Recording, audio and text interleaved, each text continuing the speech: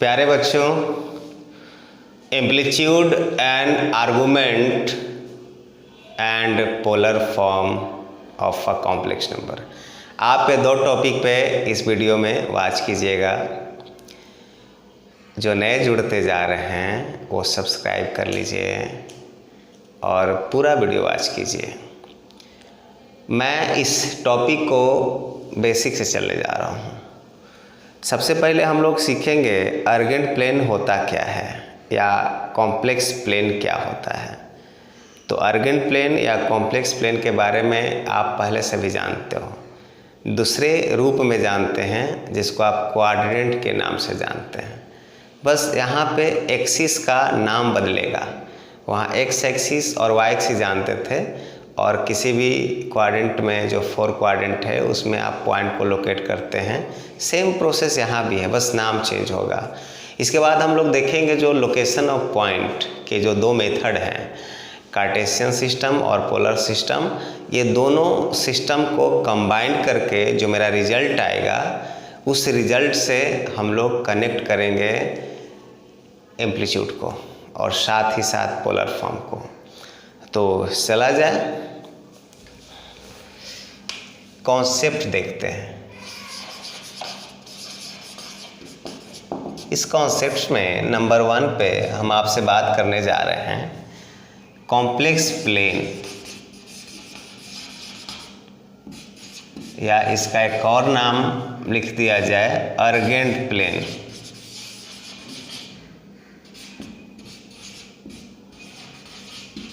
D होना चाहिए, urgent plane. ये कोई भारी भरकम टॉपिक नहीं है, इस पे ज़्यादा टेंशन नहीं लेना है। इस बात को पकड़िए, ये आपका एक्स एक्सिस जो आप जानते हो, इसे वाई एक्सिस जानते हो और पूरे सिस्टम को आप क्वाड्रेंट जानते हो। अगर आपको इस क्वाड्रेंट में एक्स वाई कोई पॉइंट हो, इसका मतलब है कि प्लस प्लस इस क्वाड्रेंट में होगा। यहाँ पे पॉइंट हो तो -x और y हो, इसका मतलब है कि इस क्वाड्रेंट में माइनस प्लस है। और अगर यहाँ पे कोई पॉइंट हो -x और -y, तो आप समझते हो कि इस क्वाड्रेंट में माइनस माइनस साइन होता है। और ज़्यादा विशेष समझाने की ज़रूरत नहीं है कि प्लस किसके लिए है, प्लस किसके लिए है, ये माइनस किसके लिए है, ये प्लस किसके लिए है। तो आप इसके बारे में अच्छे से जान चुके हो, पहले भी मैं इसे बता चुका हूँ। और अगर इस क्वाड्रेंट में पॉइंट है तो x - y लेते हो, इसका मतलब है कि आपका प्लस माइनस इसमें है। चलिए, तो अभी तक जो आप देखते जा रहे हो, x डैश को आप बोलते हो x एक्सिस, y डैश को y एक्सिस बोलते हो। लेकिन अब आप इसे जानिए कि x डैश को रियल एक्सिस के नाम से जानिए। रियल एक्सिस यानी x एक्सिस को हम रियल एक्सिस कहते हैं और y एक्सिस को हम लोग यहाँ पे इमेजिनरी एक्सिस बोलते हैं। इमेजिनरी एक्सिस बोलेंगे, ठीक है, दिखाई दे रहा है, इमेजिनरी एक्सिस बोलेंगे। अगर ये पॉइंट मेरा एक्स वाई है तो इसका मतलब है कि इसे अगर कॉम्प्लेक्स नंबर में चेंज करेंगे तो x + आइटा वाई होगा। क्यों? क्योंकि ये x रियल के लिए, ये y इमेजिनरी के लिए। अगर इस पॉइंट को हम लोग कॉम्प्लेक्स नंबर में चेंज करेंगे तो -x + आइटा वाई होगा। और इस पॉइंट को अगर आप चेंज कीजिएगा तो -x - आइटा वाई होगा। और इस पॉइंट को चेंज कीजिएगा तो x - आइटा वाई हो गया। तो आप समझ गए होंगे। अब जब हम ये कॉम्प्लेक्स नंबर में पढ़ रहे हैं तो इस सिस्टम को जब हम रियल एक्सिस और इमेजिनरी एक्सिस का नाम दे रहे हैं, एक्स एक्सिस और वाई एक्सिस को, और इस पॉइंट को हम इमेजिनरी नंबर में, कॉम्प्लेक्स नंबर में जो कन्वर्ट कर दिए हैं, इसीलिए इस प्लेन को हम लोग कॉम्प्लेक्स प्लेन या अर्गेंट प्लेन भी कहेंगे। तो यही चीज़ था कॉम्प्लेक्स प्लेन, अर्गेंट प्लेन, कोई बड़ा चीज़ इसमें नहीं है। अब आ जाइए सेकेंड कॉन्सेप्ट हम लोग चलते हैं। सेकेंड कॉन्सेप्ट में लोकेट करते हैं किसी पॉइंट को। हमारा कॉम्प्लेक्स नंबर इस पॉइंट से जुड़ा हुआ है तो इसको लोकेट करना जानेंगे। 9th स्टैंडर्ड के वीडियो में मैंने डाला है location of point coordinate geometry में। अगर आपको और डिटेल्स जानने की इच्छा है तो आप उसे देख सकते हैं, आपको अच्छे से समझ में आ जाएगा। कार्टेशियन सिस्टम भी मैंने बता दिया है और पोलर सिस्टम भी बताया है। देखिए, फर्स्ट हम जानते हैं कि अगर इस पॉइंट को हमको लोकेट करना है, मान लीजिए कि इस पॉइंट का हम नाम दे दिए एक्स वाई, फर्स्ट क्वाड्रेंट में सिर्फ लेके हम चल रहे हैं, ये मेरा है। तो आप जानते हो कि ये इस पॉइंट का अगर इस पे परपेंडिकुलर डालेंगे, यहाँ एल दे दिए और यहाँ एम दे दिए, तो ये एक्स एक्सिस के लिए होगा और ये वाई एक्सिस के लिए होगा। तब जाके आप कहिएगा कि ये पॉइंट इतना है। दूसरा आप जानते हो कि अगर आपका, चलिए इसको यहाँ से मिला देते हैं, अगर सेकंड आप देखते हो, इसी पॉइंट का लोकेशन अगर करना हो, इस पॉइंट का लोकेशन करना है, मान लीजिए इस पॉइंट को पी, यहाँ भी पी दे दीजिए, नहीं भी दीजिएगा कोई दिक्कत नहीं है, हम ये दे दिए। इस बार क्या आपको दिया हुआ है कि इस पॉइंट से लेके इसका डिस्टेंस आर आपको दे दिया और साथ ही एक्स एक्सिस के साथ जो एंगल बन रहा है उस एंगल को आपको दे दिया और बोल दिया कि आपको इस पॉइंट का लोकेशन चाहिए, तो आप इस पॉइंट का कोऑर्डिनेट चाहिए, तो इस पॉइंट का कोऑर्डिनेट आर और थीटा हो जाएगा। ये जो ओपी जो डिस्टेंस है वो आर और थीटा जो बना रहा है वो एंगल होगा। यहाँ पे क्या क्या चीज़ दिया हुआ है, यहाँ पे उस पॉइंट का ऑरिजिन से लेके एक्स एक्सिस पे कितना डिस्टेंस है, परपेंडिकुलर डिस्टेंस, वो मेजर किया जा रहा है और वाई एक्सिस पे जो डिस्टेंस है वो मेजर किया जा रहा है। जब ये दोनों पता है तब पॉइंट का हम कोऑर्डिनेट इस तरह से देंगे और जब मेरा ये दोनों पता है तब पॉइंट का हम कोऑर्डिनेट ये देंगे। अब हम ये दोनों को एक दूसरे में रिलेट करते हैं, सटाते हैं, तो जब एक दूसरे में सटाएंगे तो क्या बनेगा वो हम बताने जा रहे हैं और वहीं से मेरा रिजल्ट निकलेगा। दोनों फिगर को मैं जब कंबाइन कर रहा हूँ तो इस तरह से आएगा।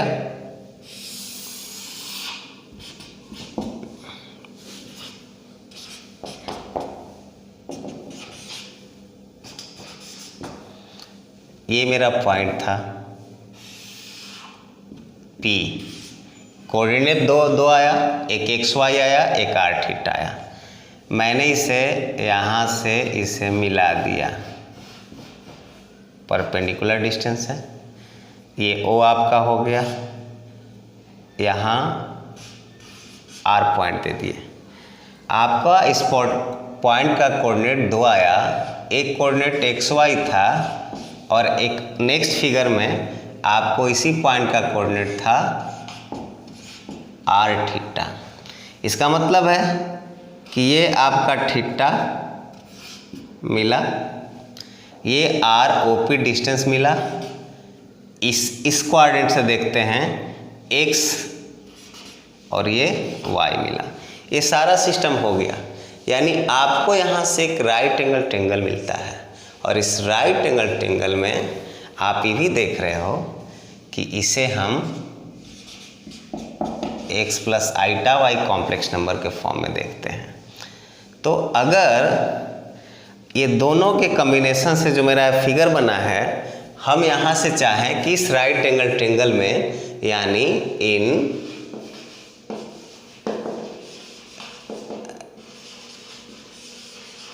राइट एंगल ट्रायंगल POR, चलिए POR ट्रायंगल में देखते हैं और हमें यहाँ से कहा जाए कि बताया जाए कि साइन थीटा कितना होगा, तो क्या करेंगे हम, साइन थीटा क्या जानते हैं, P/H, P आपका आ गया y और H आ गया r, डेट मीन्स y/r, यानी आपका क्या हो गया, y = r साइन थीटा। इस बात को मेमोरी में रखते हैं। एंड अगर यहाँ से आपको बोल दे कि cos थीटा फाइंड कीजिए, cos थीटा, तो cos थीटा होता है B/H, आप इससे निकालिएगा तो B आपका x, H r और जब यहाँ से x का वैल्यू निकालिएगा तो आपका आ जाएगा r cos थीटा। आपको y का और x का वैल्यू मिल गया, यानी आप सीधा सा ये कह सकते हो कि जब आप x y के जगह पे आपने लिया x y के प्लेस पे हम क्या लिख सकते हैं, r cos थीटा और r sin थीटा लिखें।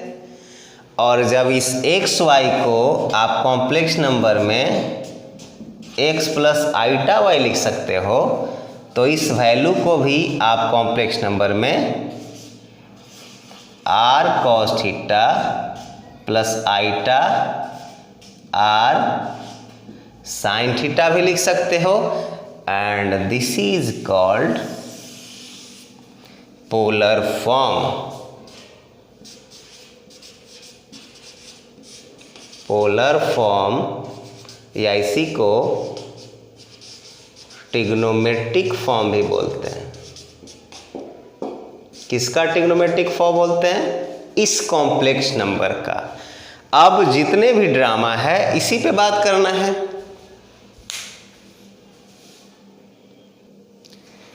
हमने बोला कि जो भी अब ड्रामा करना है इसी पे करना है, जो भी रिजल्ट देखे हैं। रिजल्ट हमने क्या देखे?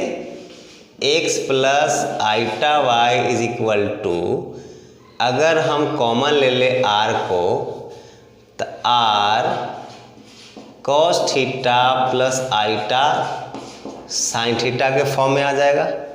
और ये जो कॉम्प्लेक्स नंबर है ये आपका स्टैंडर्ड फॉर्म है, स्टैंडर्ड फॉर्म है। और अलजेब्रिक फॉर्म भी बोलेंगे। अलजेब्रिक फॉर्म है, किसका अलजेब्रिक फॉर्म है? कॉम्प्लेक्स नंबर का। और ये अब किस फॉर्म में आ गया? इसको हम ट्रिग्नोमेट्रिक फॉर्म कहेंगे, या आप इसे पोलर फॉर्म भी कहेंगे, जो मेरा एक टॉपिक है, यही पोलर फॉर्म है। और इसे कभी कभी मॉडुलस आर्गुमेंट फॉर्म भी बोलते हैं, आर्गुमेंट फॉर्म भी बोलते हैं कभी कभी इसे। ज़्यादातर पोलर फॉर्म या ट्रिग्नोमेट्रिकल फॉर्म ही जानते हैं। लेकिन अब ये समझना है कि r का क्या वैल्यू होना चाहिए और थीटा का वैल्यू क्या होना चाहिए, इस बातों पे गौर करना है। यानी r का हमारा क्या वैल्यू होना चाहिए और थीटा का क्या वैल्यू होना चाहिए, ये दो चीज़ों पे बात करनी होगी कि r आखिर है क्या। तो इस फिगर में आते हैं। अब देखिए, अगर ये राइट एंगल ट्रायंगल है तो अगर r का वैल्यू निकालना होगा तो हम पाइथागोरस थ्योरम से क्या निकाल सकते हैं? x square plus y square under root, और इसी का वैल्यू तो r हो गया। यानी आपको क्या करना है, इस r के प्लेस पे आपका वैल्यू आ गया under root x square plus y square. That means इस स्टैंडर्ड फॉर्म का मॉडुलस जो हम निकालते हैं वही मॉडुलस मेरा r हो गया। तो अगर हम इसे z मानते हैं कि ये मेरा z कॉम्प्लेक्स नंबर है, तो सीधा हम बात करेंगे कि ये मॉडुलस z जो है यही मेरा r का वैल्यू हो गया। अब थीटा की ओर बात करेंगे, तो मेरा थीटा कैसे निकलेगा? तो हम जब थीटा निकालेंगे तो अगर हम यहाँ से tan थीटा निकालें, tan थीटा क्या होता है? tan थीटा होता है p बाई बी, और p के प्लेस पे आपका y है और b के प्लेस पे x है। यानी tan theta is equal to y by x.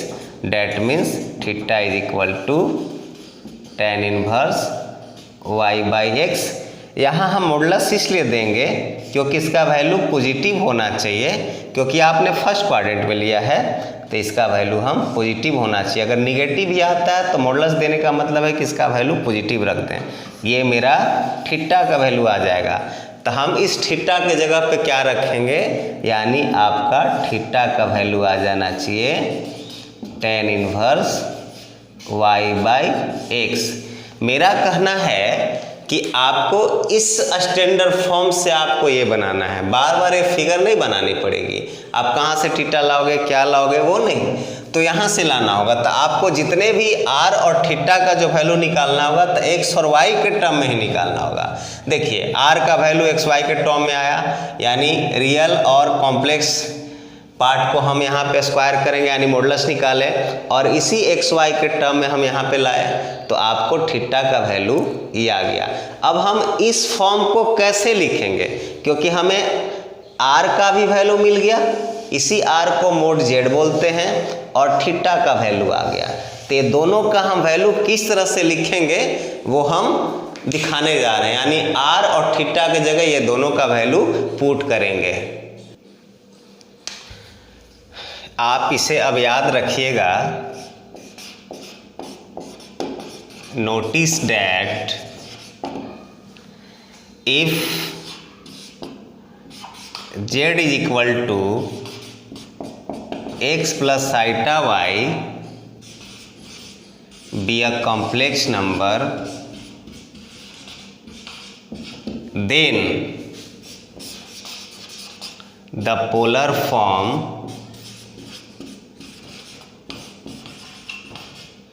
or trigonometric form of z is क्या होगा, r cos theta plus iota sine theta. इसी r के प्लेस पे आप मॉडुलस z का वैल्यू रखिए और cos इस थीटा के प्लेस पे आर्गुमेंट z रखिए, आइटा साइन आर्गुमेंट z रखिए, और आपको अभी बताए कि theta is equal to tan inverse y by x. आप सोच रहे होंगे कि इस थीटा के जगह tan inverse y by x की बात किए, फिर यहाँ ये क्या लिख दिए, अभी तक तो हमने इसका जिक्र किया नहीं है। तो अब हम इसी की बात कहेंगे और ये कहने जा रहे हैं कि यही आपका आर्गुमेंट है, यानी इसी को हम आर्गुमेंट कहते हैं। तो ये इसे याद रखिए, पोलर फॉर्म को माइंड में रखिए। जब इसे माइंड में रखिए और इसके बाद हम लोग कुछ क्वेश्चन सॉल्व करेंगे तो आपको दिमाग में आएगा। आर का वैल्यू आप जान गए क्या है, आप ये भी जान गए कि r is equal to mod z, और इस मोड जेड का मतलब अगर एक कॉम्प्लेक्स नंबर है तो under root x square plus y square की बात कर रहा है। और ये थीटा की जगह हमने यहाँ क्या लिखा है, अर्ग जेड लिखा है, और इस आर्गुमेंट जेड का मतलब होता है tan inverse y by x. लेकिन अगर आप ये सोचते हैं कि ये आर्गुमेंट हमारा पूरा क्लियर है, तो क्लियर नहीं है, क्वाड्रेंट के अनुसार होता है, साइन के अनुसार होता है। तो ये हम किसकी बात किए, ये हम आपको पोलर फॉर्म की बात किए, पोलर फॉर्म की बात की, जो मेरा ये हेडिंग है। लेकिन अब हम एम्पलीट्यूड और आर्गुमेंट की बात करेंगे, तब यहाँ से क्वेश्चन चलेंगे। आप लगभग चैप्टर को कंप्लीट कर चुके हैं, बस एम्पलीट्यूड आर्गुमेंट की लगभग 30% बातें और आपको बताना है कि क्या क्या चीज़ें हैं। तो हमारा यहाँ पे बात चल रहा है एम्पलीट्यूड की, और इसी का एक और नाम क्या जानते हैं, आर्गुमेंट ऑफ कॉम्प्लेक्स नंबर। किसी कॉम्प्लेक्स नंबर का आर्गुमेंट और एम्पलीट्यूड हम कैसे फाइंड करते हैं, उस बातों पे हम अब विचार करने जा रहे हैं। पहले हम आपको पोलर फॉर्म का जिक्र कर दिया। एम्पलीट्यूड और argument of a complex number लिखा जाए, if z is equal to x plus iota y be a complex number,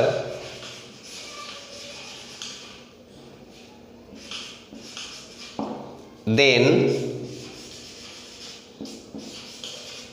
the amplitude और argument of z is denoted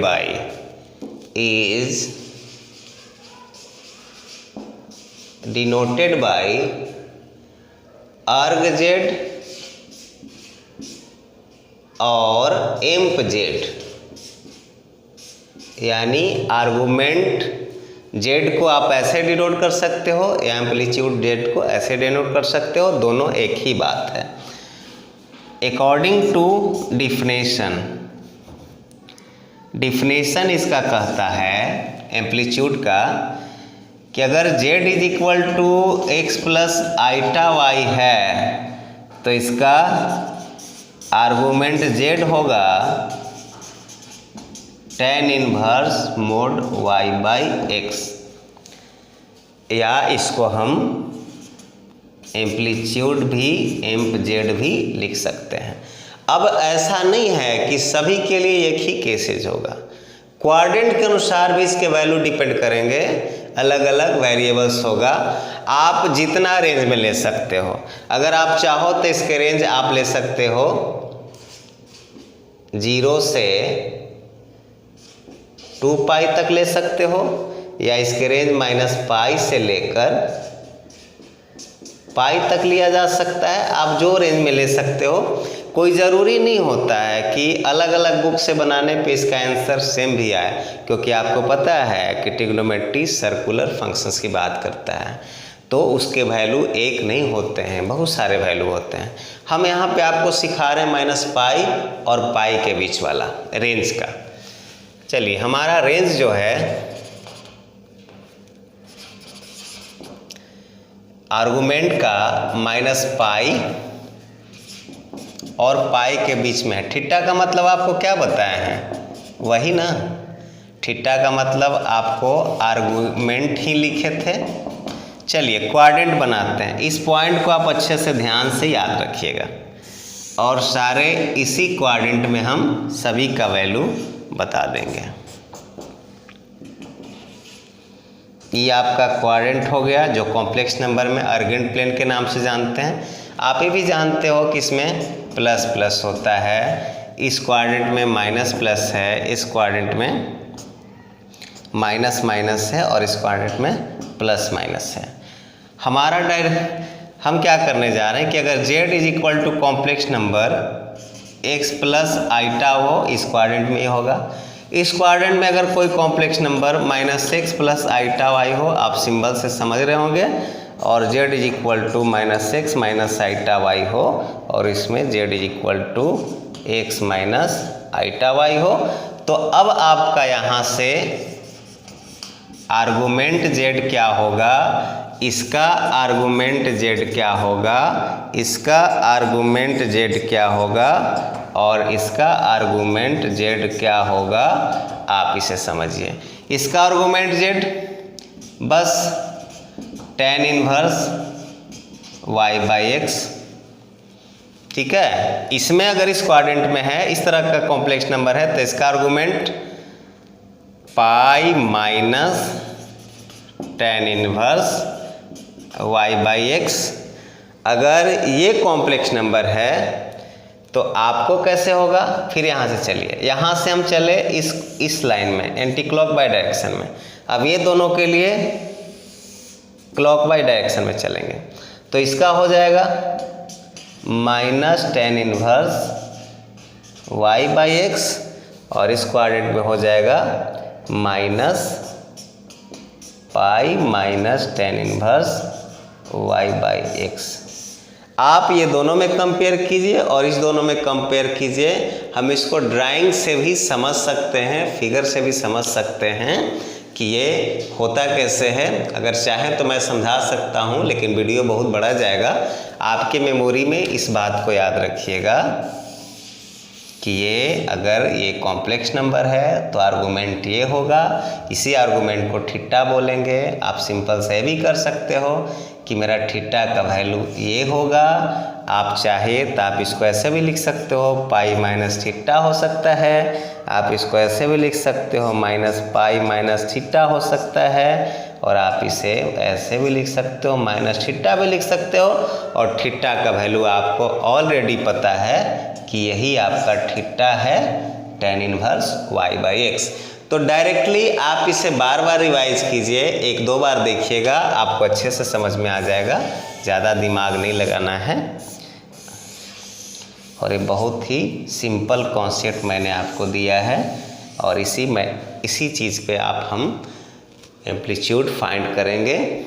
इसके और भी मेथड्स हैं, लेकिन मैं उस पर जाऊंगा नहीं वीडियो बड़ा होने की वजह से।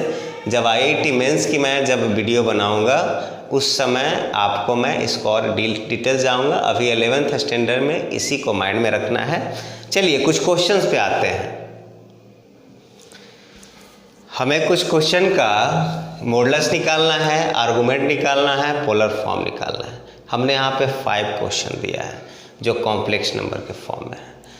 तो फाइंड किया जाए। नंबर 1 क्वेश्चन हम सॉल्यूशन कर रहे हैं।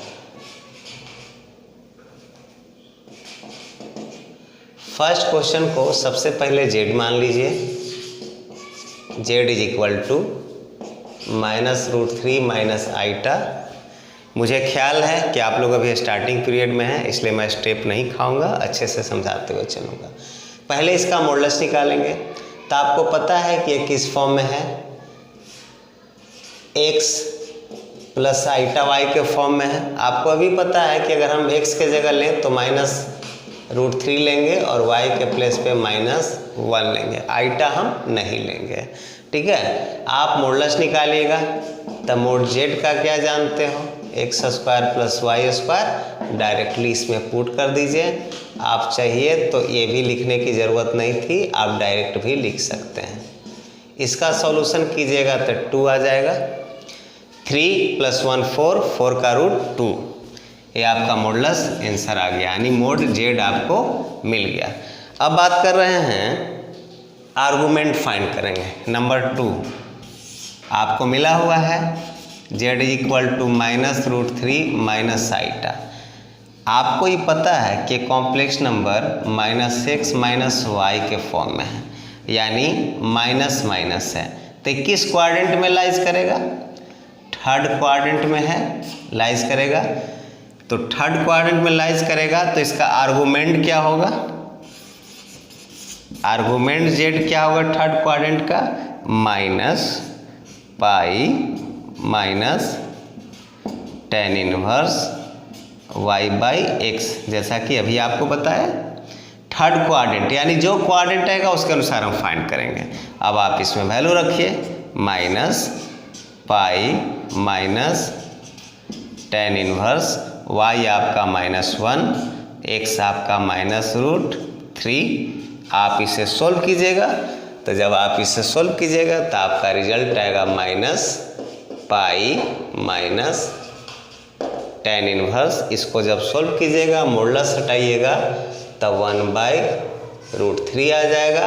और आपको क्या करना है, tan इनवर्स 1/√3। आप इसे समझिए 1 मिनट के लिए। अगर आप tan π/3 रखते हो, यानी tan 60 डिग्री का वैल्यू √3 होता है, और tan π/6 30 डिग्री का 1/√3 होता है। यहाँ 1/√3 है, यानी हम इसके प्लेस पे हमें रख सकते हैं। तो आपको ये चीज़ देखना है। तो आप क्या कीजिए, पाई माइनस tan इनवर्स, इसके प्लेस पे आप tan π/6 रखिए। कोशिश आपकी यही होनी चाहिए कि ये रेडियन में होना चाहिए, डिग्री में नहीं, क्योंकि आप जानते हो कि tan π/6 का 30 डिग्री होता है। तो डिग्री में आपको नहीं रखना है, रेडियन में रखना है। अभी tan इनवर्स हट गया, यानी हो गया पाई माइनस π/6। इससे आप कैलकुलेट कीजिएगा तो इसका होगा -π/6। ये आपका आर्गुमेंट निकल गया। आपको आर्गुमेंट मिल गया, मॉडुलस भी मिला हुआ है। आप इस फर्स्ट क्वेश्चन का जो z इज इक्वल टू था, आपने इसका मॉडुलस निकाल लिया, 2 आया। अर्ग जेड निकाला -5/6 आया। ये दो चीज़ आपको इस क्वेश्चन का मिल गया। अब आपको इसका पोलर फॉर्म निकालना है, यानी इस क्वेश्चन का ये पोलर फॉर्म निकालना है, पोलर फॉर्म ऑफ जेड। तो क्या निकालिएगा, क्या फॉर्मूला होता है, मोड जेड कॉस अर्ग जेड प्लस आइटा साइन अर्ग जेड। इस फार्मूला पे पुट कर दीजिए, सारा वैल्यू हो जाएगा। मोड जेड 2 कॉस अर्ग जेड -5π/6 और प्लस आइटा साइन -5π/6 हो जाएगा। आप इसको सोल्व नहीं करेंगे, इतना भी आंसर हो सकता है, लेकिन यहाँ निगेटिव को हटा सकते हैं, यानी 2 cos minus theta cos theta यानी कॉस π/6, ये माइनस साइन थीटा साइन 5π/6, इतना आंसर भी आ सकता है। चलिए क्वेश्चन नंबर 2 चलें। क्वेश्चन नंबर 2 है जेड इज इक्वल टू, लेट कर लेंगे -1 प्लस आइटा, मोड जेड निकाल लीजिए। आप देख रहे हैं कि ये किस फॉर्म में है, z is equal to -x plus iota y के फॉर्म में है। x के प्लेस पे ये और y के प्लेस पे यहाँ 1 लिया जा सकता है, तो यानी x इक्वल टू -1 हो सकता है, y इज इक्वल टू 1 हो सकता है। तो पहला क्या निकालेंगे, mod z under root -1 square आप +1 स्क्वायर डेट मीन्स √2, और आर्गूमेंट जेड जब निकालेंगे, अर्ग जेड निकालेंगे तो 21 क्वाड्रेंट में है, माइनस और प्लस सेकेंड क्वाड्रेंट में है। सेकेंड क्वाड्रेंट में आर्गूमेंट जेड क्या होता है, pi minus tan inverse y/x होता है, पाई माइनस tan इनवर्स 1/-1। इसका आप सोल्व कीजिएगा तो tan इनवर्स 1 आ जाएगा, और tan इनवर्स 1 का वैल्यू π/4, 1 का वैल्यू tan π/4, tan इनवर्स और tan खत्म हो जाएगा, π/4 इसका वैल्यू आ गया 3π/4। तो आपको दोनों चीज़ मिल गया। अब पोलर फॉर्म निकालना है। फर्स्ट आपको मॉडुलस मिला, सेकंड आपको आर्गूमेंट मिला, और थर्ड आपको पोलर फॉर्म निकालना है। पोलर फॉर्म ऑफ जेड क्या आप जानते हो, मोड जेड कॉस अर्ग जेड आप प्लस आइटा साइन अर्ग जेड। आप वैल्यू रख दीजिए, आपका आंसर आ गया। मॉडुलस √2 कॉस अर्ग जेड का वैल्यू 3π/4 आप प्लस आइटा साइन 3π/4, ये आपका आंसर हो जाएगा। कोई ख़ास चीज़ें नहीं हैं। चलिए हम छोटे क्वेश्चन को बना लें, जगह मेरा इतना बचा हुआ है। अगर मान लीजिए कि हम 4 नंबर क्वेश्चन को करें, तो z is equal to iota दिया हुआ है, आप इसे कन्वर्ट कर लीजिए 0 + 1 × आइटा में। x के प्लेस पे आपका 0, y के प्लेस पे 1 आ गया। आप इसका मॉडुलस निकाल लीजिए। मॉडुलस क्या हो जाएगा, 0 square plus 1 square that means 1, और अर्ग जेड क्या निकालिएगा, प्लस प्लस फर्स्ट क्वाड्रेंट, तो डायरेक्ट आपका tan inverse y/x y1 x0, यानी इसका सोल्व कीजिएगा तो π/2 होगा।